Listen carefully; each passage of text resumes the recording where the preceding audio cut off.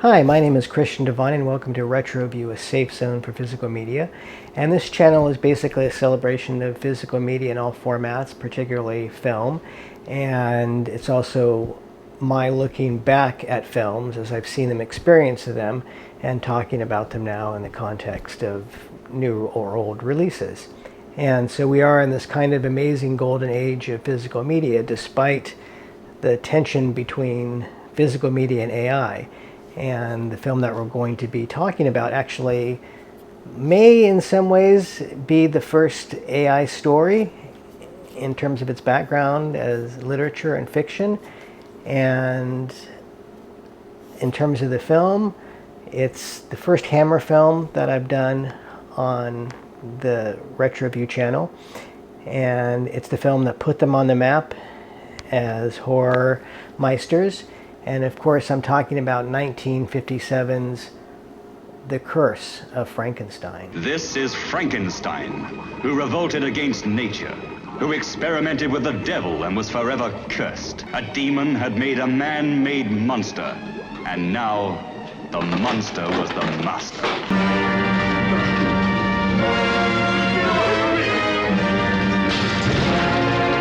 Now, my experience with Frankenstein and Hammer films is kind of dovetails into my cultural landscape.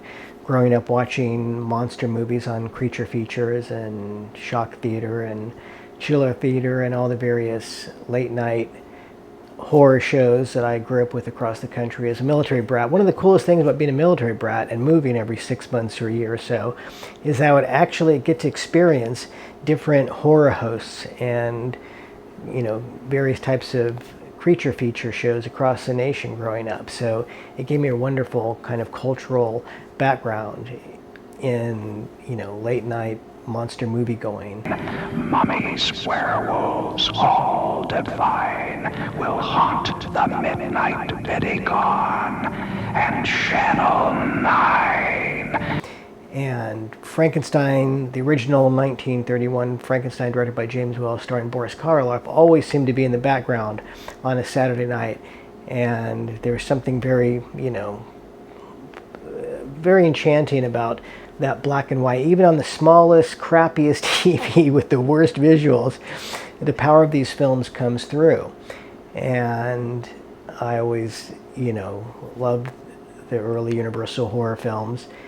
And the expressionist set design was really wonderful. And of course, you know, Boris Karloff as Frankenstein is simply iconic. And I would imagine now at this point there, you know, Frankenstein has to be one of the most, you know, figures used in genre film history at this point. And also growing up, you know, Hammer films from England, you know, had their own hothouse of horrors, and they really kind of kick-started the 50s monster mash with The Curse of Frankenstein, and then a year later with The Horror of Dracula, which also put Christopher Lee on the global horror map. And the thing about the Hammer films as a kid is I never quite appreciated them. They were a bit too stiff upper lip for me, and I found them kind of bloodless, despite the fact that they did have, you know, a little more gore than most films of that era, and were controversial because of that. But there was something just a little bit, to my mind as a kid, a little staid and stately and stagey about the films, except for, you know, some ones that definitely stood out. The Curse of the Werewolf with Oliver Reed. The opening few minutes of that has to be some of the most disturbing stuff Hammer's ever done. And particularly The Lost Continent from 1968, one of my favorite Hammer films, and definitely a film that I'm going to be doing on Retro View. But the films never really stood out to me, and I like Christopher Lee and I like Peter Cushing as you know, as actors and characters as a kid, but I never really got into the films. And it really wasn't until, you know, all these films started being re-released in, you know, widescreen and much better masterings that I got interested. And especially after I went to England for the first time years ago, and I kind of, you know, fell in love with the Gothic atmosphere, and I got really into going back through all the Hammer films, and it was a really fun revisit because obviously I'm watching them on a lot of, remastered Blu-rays and now 4Ks. And so what's amazing about The Curse of Frankenstein is that it was, Hammer's first horror film. It was a huge global success, and it did put Peter Cushing on the map and Christopher Lee as the creature to a lesser degree, but it certainly was their first team up, and they would continue that through other films. And it was very controversial in England and very derided. I mean, the reviews were just they were just outraged. And the film, once again, is not particularly, gory or bloody for our time, of course, but back then it would have been somewhat shocking. But the film is still tasteful to the degree that it's still tasteful. But there's a lot of controversy about the film when it came out, and you can read the reviews, and they talk about the controversy on a lot of the making of documentaries and commentaries on this amazing new release from Hammer Films and Warner Brothers. And Hammer's come back a few times from the dead, so to speak, resurrected like Frankenstein's monster. And now they're basically focusing on these incredible restorations and home video releases. And they have a beautiful box set of The Curse of Frankenstein, very pricey. They have one for the Quatermass Experiment and Scars of Dracula and some other films. And certainly, worth their value if you're interested in, the minutiae of all these films. But this release, this domestic release, which came out last year, is pretty spectacular. It's 3 discs, 2 4Ks, with 3 versions of Curse of Frankenstein restored in different aspect ratios. So you can watch them and, determine yourself what aspect ratio you want to watch the film in. And the 3rd disc is a Blu-ray with more making of features. There's 4 commentaries on this. And it's, it's just, you can go through this for a long time. It's one of the best deals for your physical media buck. And I saw it online just today for $22. So highly recommend you pick it up. And if you haven't seen the film, it's certainly worth owning. If you're a fan of the genre and a scholar of the genre, there's more than enough material for you to justify the cost of this.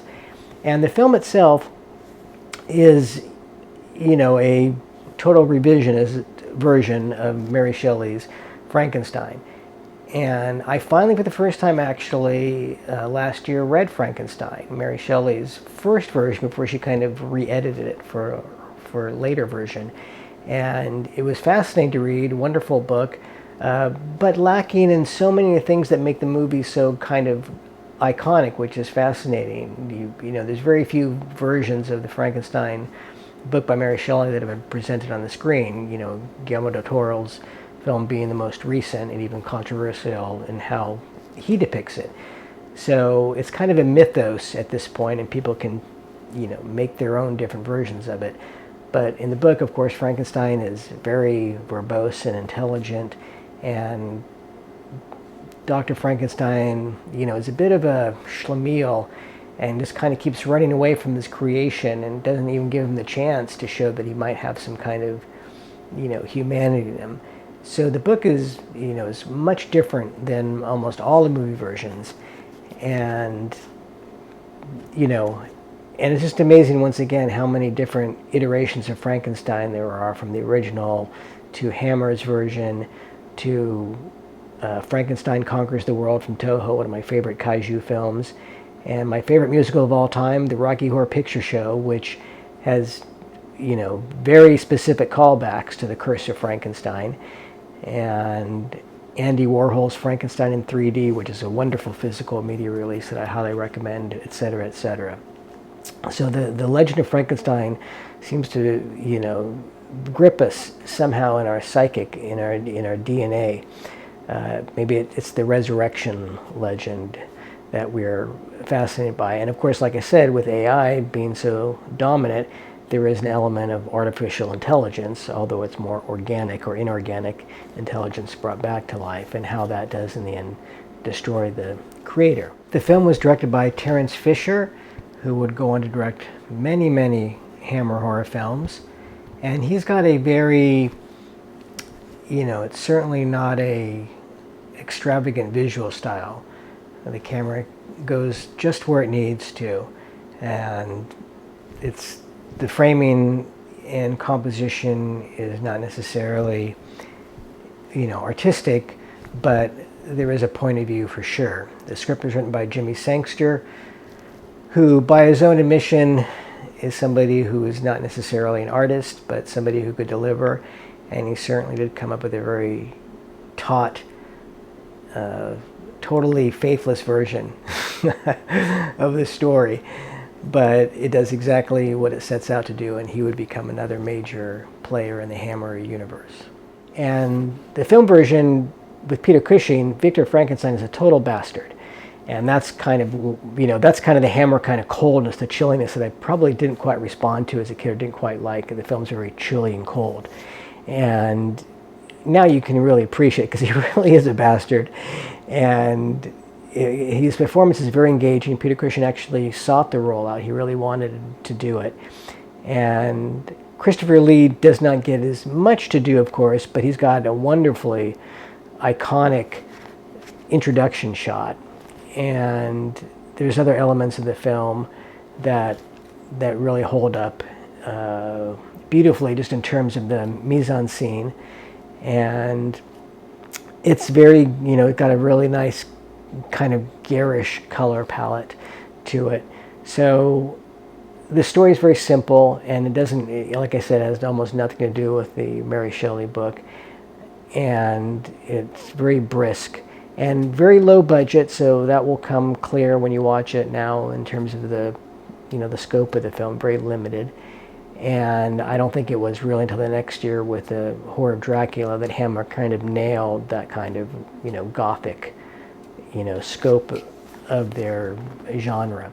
Definitely, worth watching once or twice. It's a great, cozy, rainy afternoon or rainy evening or winter afternoon film. And it has to be mentioned that without this film, Peter Cushing would likely not have been in Star Wars, because George Lucas certainly grew up watching Hammer films, and that's why Peter Cushing and Christopher Lee both ended up in the Star Wars universe later, which is pretty amazing. In terms of this disc, I have to say, they did an amazing job restoring the film. There's a little documentary about how they did it. But it's not a 4K that I think pops in the way. A lot of people love this disc, and it certainly is the best the film has ever looked. And I think there's a certain fuzziness, a soft focusness to some of the shots that's just inherent in the camera, stock that they used. And it's probably never going to pop the way that some of the other films. Like, I'm dying to see the Horror of Dracula on 4K. That's going to look fantastic if they get the color timing right, because they kind of messed up the color timing in the Blu-ray release. And Jack Asher's cinematography is very lovely, and there's a lot of great kind of Bava-esque primary colors, and that's when the film kind of pops, visually. It looks great. In terms of the era and the restoration, it's great. It's not the kind of film, when I first started watching, I was waiting to go like, oh wow. There's not an oh wow to me. And I have the previous Blu-ray, which looks good too, but this looks better, but I wouldn't say a huge amount of variation. But this 3-disc set is so amazing that it's certainly worth owning, just for all the extras, the 4 commentaries, all the background interviews and documentaries, and some alternate deleted scenes. And it's a Frankenstein cornucopia, so to speak. And in terms of physical media releases, Curse of Frankenstein is one of the great releases of the past few years. You can't go wrong with having 3 different versions of the film in restored 4K, and a 3rd disc of extras, and all the other extras on here for relative pittance in terms of what you're getting. So if you're a past, present, or future monster kid, you owe it to yourself to come on down to the lab and see what's on the slab. Thank you for retro viewing. I hope you're all doing well. Please like and subscribe. It lets me know that you're out there watching and listening, and I'd love to hear your feedback on what you think of this amazing release. Take care. I'll give you life again.